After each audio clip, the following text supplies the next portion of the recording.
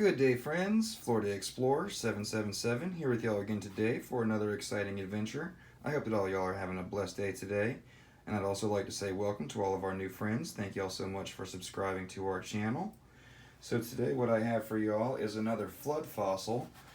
And I believe that this possibly could be a unicorn.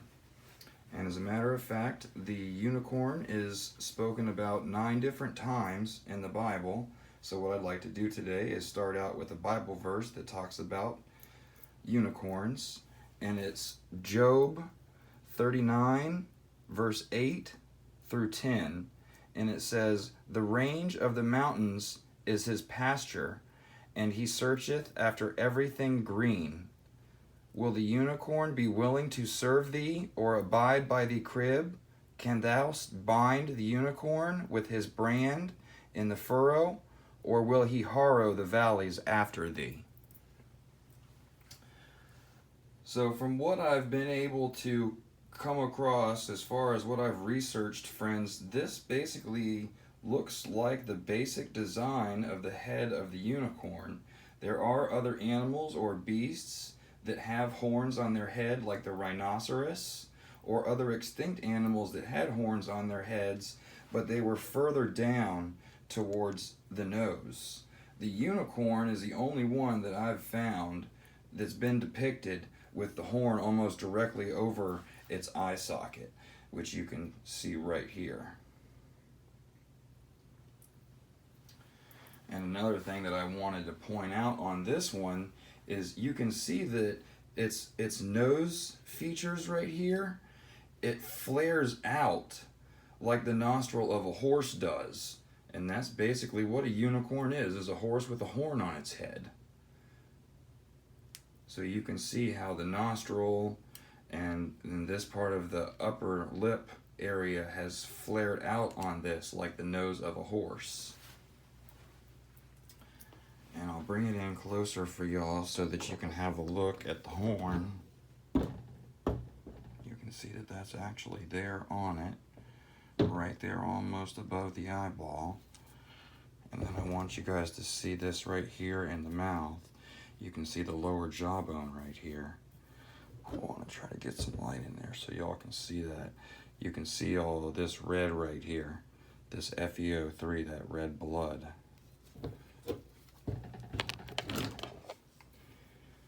And then let's see, get a good look at it like that from the front, and then I'll turn it around for y'all.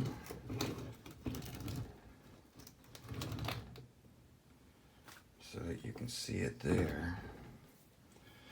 And I'm assuming that this was the other side, was the side that was laying up, that wasn't laying in the mud that formed in with everything else around it here.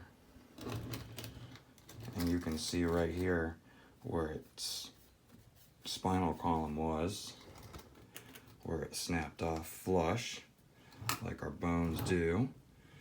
And that right there almost looks like where the veins and everything ran up and down the spinal cord. So one more look at that one. All right. And then what I want to do real quick, friends, is just show y'all a few that y'all have probably already seen, but for our new friends, this right here is a turtle shell, and you can see all this other limestone, sandstone that's formed around it. This is just to give you an idea so that when you're looking at these rocks, you understand that there's actually something there that's been encased by whatever material that rock is that's encased it. So there's that turtle shell. And this one is very interesting. This looks like part of a spinal column. You can see the spinal cord right in here and in the bottom. But all this other stuff around it is just limestone. But you can see that the stone formed around it. And we've got one more here, which is this one. And you can see his chompers, his teeth right there in the front, and the eye socket. This is probably the best one. because it's the skull, but some of it's still covered with limestone, but you can actually see his teeth right there. So you know there's an actual skull underneath this limestone covering. So let me see if I can set all these here so that we can just get a shot of everything for y'all at the end of the video. Gonna bring that in a little more. Alrighty, friends.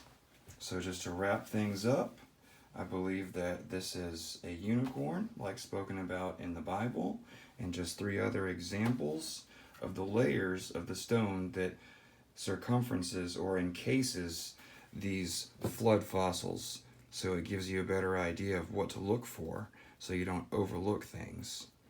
Thank you all so much for joining us. Have a blessed day today, friends. Praise Jesus.